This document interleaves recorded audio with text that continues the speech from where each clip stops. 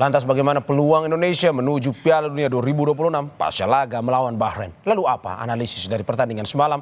Saat ini sudah bergabung bersama kita pengamat sepak bola Bung Wesley Hutagalung.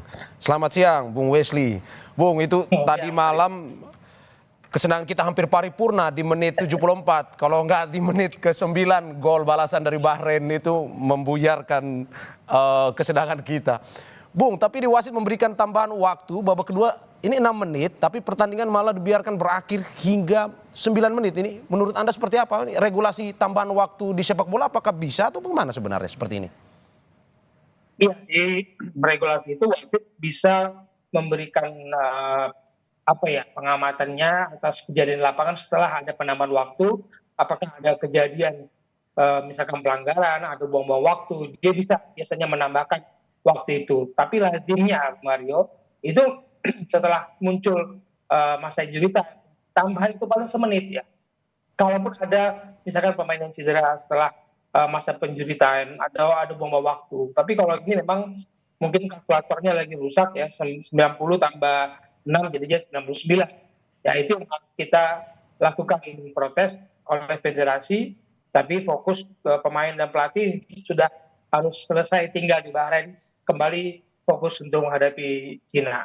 Bung, kalau pertandingan tadi malam misalkan 90 tambah 6 menit, 96 menit, apakah normal sebenarnya dalam sepak bola perpanjangan dari 96 menit yang harusnya diputuskan tetapi melebar atau berperpanjang hingga Ya, 3 menit? Apakah sebenarnya normal atau bagaimana sebenarnya?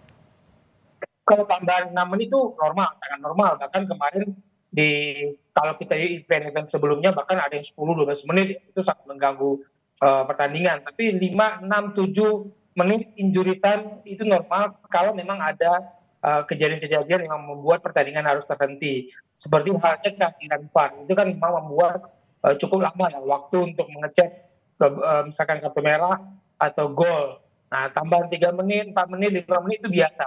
Tapi memang yang jadi pertanyaan adalah wasit keempat sudah memberikan tambahan waktu 6 menit, tidak ada kejadian istimewa, tidak ada permainan yang berhenti cukup lama untuk kemudian wasit asal Oman ini memberikan tambahan waktu sampai 99, 90 tambah 9, lalu kemudian selesai pertandingan ketika tuan rumah Bahrain menyeimbangkan kedudukan. Ini yang Oke.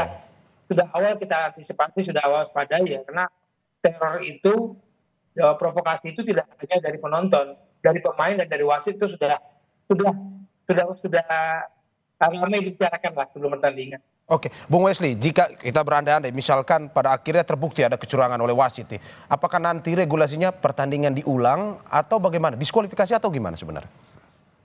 Belum pernah yang saya dengar ada kejadian, bahkan ke Euro dulu pernah seharusnya offside, tidak offside, tapi gol, tidak ada pertandingan yang dibatalkan. Hanya emang evaluasi kepada kinerja wasit. Disinilah yang merugikan kita. Apapun hasil evaluasi wasit, federasi Asia atau FIFA terhadap wasit tidak mengubah pertandingan. Ini yang menyesalkan bagi kita ya.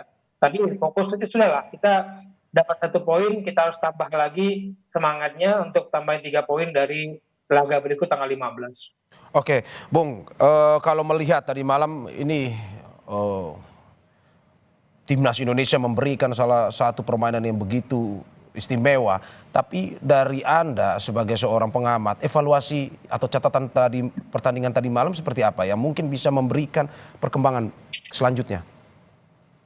Iya, pertanyaan saya sangat menarik ini, juga menjadi pertanyaan saya. Melawan Arab kita menerima 8 tembakan, hasilnya 1-1. Menghadapi Australia kita menghadapi 19 tembakan.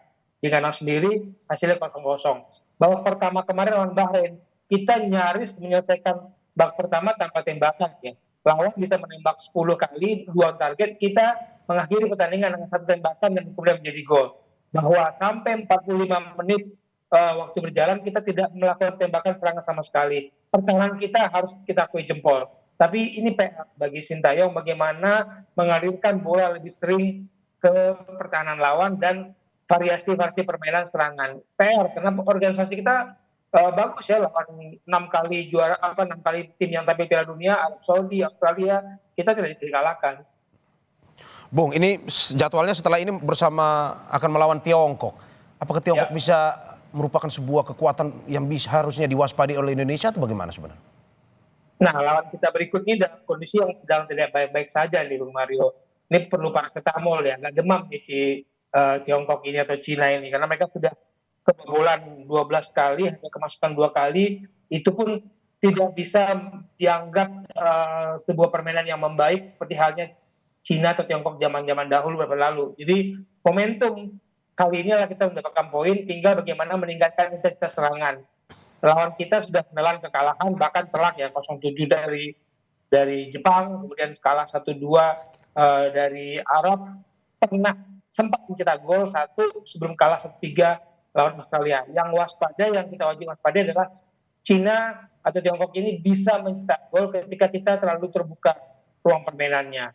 Nah, ruang permainan kita tertutup nih sudah, tapi bagaimana kita lebih dekat ke gawang lawan itu menjadi PR di pertandingan berikut. Bung, ini Indonesia bersama Jepang jadi tim yang belum pernah kalah. Artinya untuk bisa lolos sisa laga kandang ini harus diakhiri dengan kemenangan atau bagaimana? Setelah partai away kita nanti di November 2 kali home menghadapi Jepang dan Saudi. Bukan pekerjaan mudah untuk mendapatkan poin dari dua tim yang pelanggaran Piala Dunia ini. Jadi fokus dulu kita menghadapi Cina atau Tiongkok, karena prediksi saya peringkat 3-4 itu akan jadi rebutan 3 negara ini, Bahrain, kita maupun Australia, karena 1-2 itu perebutannya antara Jepang dan Arab Saudi. Apakah mungkin terbalik? Mungkin saja. Seandainya kita kemarin menang lawan Bahrain kan kita bisa berada di posisi untuk sementara di posisi atas. Tapi partai away ini harus kita amankan untuk dua home yang sangat berat menghadapi Jepang dan Arab Saudi. Oke Bung Wesley, semoga evaluasi yang disampaikan ini bisa memberikan sedikit masukan pada perkembangan timnas Indonesia kita sehingga pada kualifikasi Piala Dunia zona Asia nantinya pertandingan berikutnya Indonesia Garuda bisa menang dan memetik hasil yang lebih baik lagi. Terima kasih Amin. Bung Wesley Huta Galung, pengamat sepak bola